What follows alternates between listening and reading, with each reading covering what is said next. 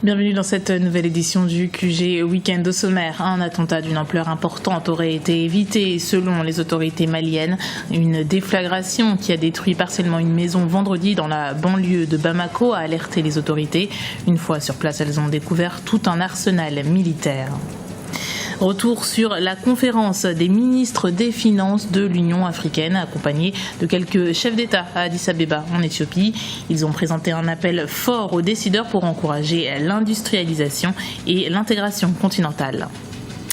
Le Maroc pourra désormais disputer les CAN, la Coupe d'Afrique des Nations 2017 et 2019. Le tribunal arbitraire du sport a annulé jeudi l'exclusion de la Fédération royale marocaine de football qui avait refusé d'organiser la CAN 2015 par crainte de l'épidémie d'Ebola.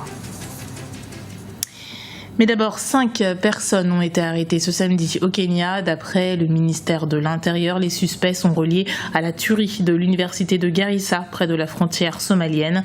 2 personnes ont été arrêtées à l'intérieur du campus et les interrogatoires sont toujours en cours. Jeudi, 4 terroristes ont fait irruption dans les bâtiments de cette université et y ont ouvert le feu. 148 personnes avaient trouvé la mort. Les autorités maliennes annoncent avoir déjoué un attentat d'une ampleur importante dans la soirée de vendredi à Bamako, la capitale. Une déflagration a détruit partiellement une maison du quartier de Sirako dans la périphérie sud-est de Bamako. Le gardien des lieux a été tué et le propriétaire de la maison a été arrêté et il a confirmé le but criminel de l'opération.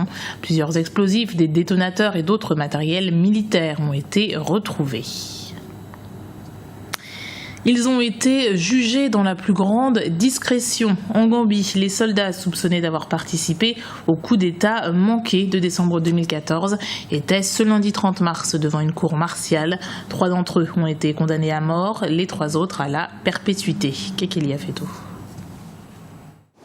Ils étaient 6 à comparaître devant une cour martiale mise en place en catimini par le président gambien Yahya Jammeh. 6 soldats qui auraient été reconnus coupables de haute trahison, de conspiration et d'aide à l'ennemi. Le procès s'est déroulé dans le plus grand secret. 3 ont été condamnés à mort, 3 à perpétuité. La cour martiale juge en catimini, comme on le dit, d'exception, donc il n'y a pas d'avocat, il n'y a pas d'autre, il y a pratiquement pas de jugement. C'est une cour qui juge rapidement, une cour qui est déjà interdite dans beaucoup de pays. C'était une façon de les juger pour les condamner à mort, donc ce qui a été fait. Et la société civile a raison de s'inquiéter parce que en les condamnant directement, rapidement, le président Yahya Jammeh a voulu éviter la pression internationale et la pression aussi de la société civile. Inquiet du traitement réservé à ces soldats, Amnesty International demande à Yahya Jammeh de ne pas les exécuter. Reste à savoir si ce dernier entendra raison. Il a l'habitude de rester sourd aux appels de la société civile, même de la communauté internationale. Il répondra pas, à mon avis. Il va aller jusqu'au bout, jusqu'à l'exécution de la peine de mort, des autres peines aussi. Les soldats sont soupçonnés d'avoir participé au coup d'État manqué du 30 décembre 2014. Les défenseurs des droits de l'homme sont toujours sans nouvelles d'une vingtaine de personnes, essentiellement des proches des soldats putschistes. En République démocratique du Congo, la famille de l'activiste Floribert Chebeya, assassiné en juin 2010, a entamé une procédure judiciaire pour éclaircir les conditions de sa disparition. Le fondateur de l'association La Voix des Sans-Voix a été retrouvé mort dans sa voiture dans la périphérie de Kinshasa le 2 juin 2010. La veille, il avait rencontré le général Numbi au sein de l'inspection générale de la police congolaise. Le corps de son chauffeur n'a jamais été retrouvé. L'actualité économique, ce sont les ministres des 18 pays membres de l'Association des pays producteurs de pétrole africains qui ont planché sur la création d'une plateforme pétrolière, une façon de réduire la production d'hydrocarbures et de stabiliser le marché. L'initiative a été lancée par le Nigeria et l'Angola, 2e et 3e producteurs de pétrole du pays, juste après le Nigeria. Les pays africains ont également appelé vendredi à Abidjan à une baisse globale de la production de pétrole pour amortir la chute des cours mondiaux. La prospérité du continent passe par une meilleure intégration de l'Afrique. C'est la résolution des leaders africains réunis à Addis Abeba pour la conférence des ministres 2015 au centre de conférence des Nations Unies. Les ministres des Finances ont rappelé l'importance de l'industrialisation et une meilleure utilisation des ressources domestiques. Kekeli Afeto. Le financement de la transformation de l'Afrique, la mise en place d'une position africaine commune, l'investissement dans le secteur privé, voilà entre autres les sujets abordés lors de la conférence des ministres de 2015 à Addis Abeba. Venus nombreux à cette rencontre, les leaders africains appellent à s'approprier davantage les objectifs d'intégration continentale.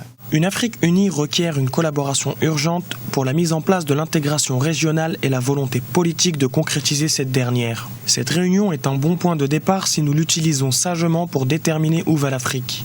Il est important de revoir nos plans pour comprendre pourquoi nous ne sommes pas encore parvenus aux résultats que nous visons.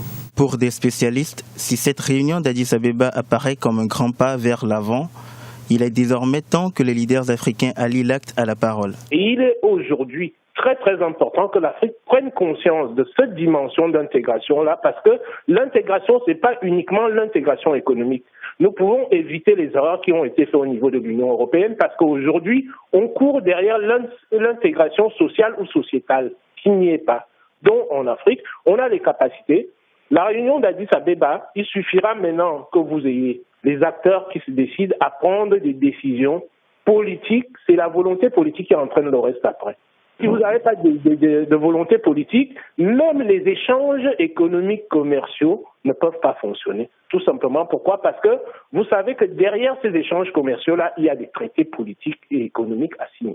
Outre l'intégration continentale, les ministres des Finances ont également lancé un appel fort aux décideurs pour qu'ils encouragent davantage l'industrialisation afin de réduire la dépendance africaine vis-à-vis des acteurs externes. Une recommandation déjà inscrite dans l'agenda 2063 de l'institution panafricaine. Du sport pour terminer ce journal, et c'est un véritable soulagement pour le Maroc. La plupart des sanctions infligées par la Confédération africaine de football ont été levées. Souvenez-vous, le pays avait refusé d'organiser la Coupe d'Afrique des Nations 2015 à cause de l'épidémie Ebola. Le tribunal arbitral du sport a tranché jeudi. Kekeli Afeto et Jean-Célestin Edjangué nous en disent plus. Coup de tonnerre dans le monde du ballon rond africain. Ce jeudi, le tribunal arbitral du sport a statué en annulant l'exclusion du Maroc des CAN 2017 et 2019, comme l'avait décidé la Confédération africaine de football, la CAF. Ces sanctions faisaient suite au refus du royaume chérifien d'organiser la CAN 2015, notamment par crainte de l'épidémie Ebola.